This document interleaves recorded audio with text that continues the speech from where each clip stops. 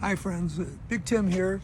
I want to start out by thanking all of you for liking my music and my videos, and I appreciate it. I get a big kick out of it, and I have a lot of fun doing it. And I was talking to one of my TikTok friends the other day, and he said, you know, all those years that you spent entertaining, because I spent many decades as an entertainer, mostly in nightclubs, traveling all over the country and in Canada.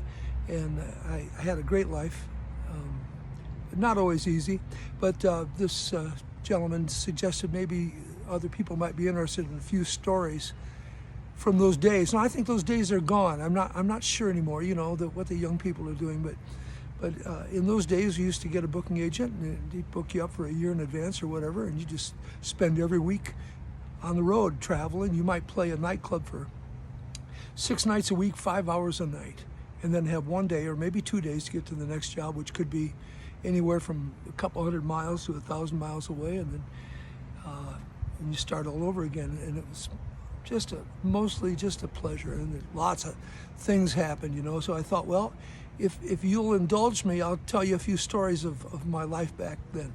Just things that pop up in my mind. One, in the early 70s, I was in a rock and roll band, and we were popular, kind of, you know, we were popular, and we were at that time living in Chicago. So we played a club on Central Avenue. I think that's near the south side of Chicago, and it was in an old building, had a real tall stage, just everything I can remember. We played there 6 nights, and the hours were 9 p.m. to 3 a.m. That's a lot of hours for anybody, but that's what the hours were for us to play every night, Monday through Saturday. And it was a union job, because Chicago was, and I believe still is, a very strong musicians union place. And we didn't belong to the union at that time, even though I had in the past. But they came to us and said, pay us some money and you can play. So we paid them the money and they let us play. So we played there every night. The crowds got bigger and bigger, and on the last night, which was Saturday night, the place was so packed, it was spilled out into the street. There was just tons of people there. Well, we take our regular 15-minute break every hour, and at 10 minutes till 3, the owner says, okay, tell everybody they got to get out. And you do that nicely. You say, hey, it's last call for alcohol. You've heard all this maybe. Last call for alcohol, and you don't have to go home, but you can't stay here, and all this stuff. And we kept announcing that, and nobody moved. They just stayed there laughing and talking and having a good time. And the owner said, tell them again. And we told him a couple times. And the owner finally was behind the bar screaming his head off to get out, because they got till 10 after 3 in Chicago, and then the cops will come and get you for operating after hours. Well, they didn't leave. So we were on the stage there, and we were just getting ready to say something, and the owner pulls out a handgun from behind the bar and shoots it 3 times in the ceiling really fast. Bam, bam, bam. And a piece of the ceiling come down, you know. And the people ran. I mean, they were out of there.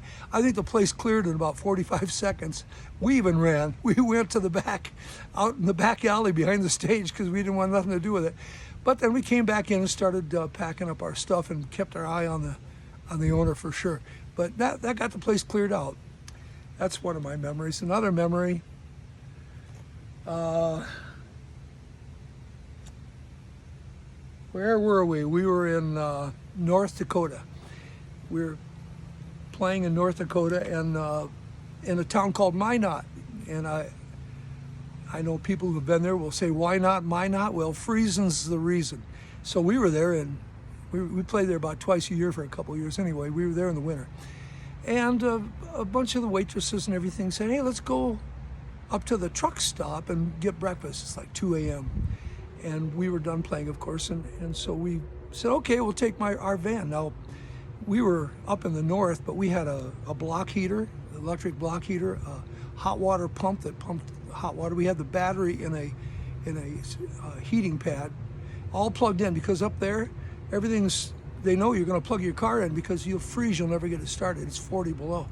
So we went out. I don't know how cold it was. It was at least 30 below that night, but me and a piano player and a couple of people piled into this van, this old Scooby-Doo van we had, and started to take off. But it was so cold that these tires we had, which were nylon, and that was a long time ago, nylon tires, they froze flat on the bottom. So when we backed up and started taking off out of the parking lot, the whole van was going like this because it had flat spots. And it took we got out of the parking lot, it took about another block before we pounded that square, that flat off of the tire, and it was round.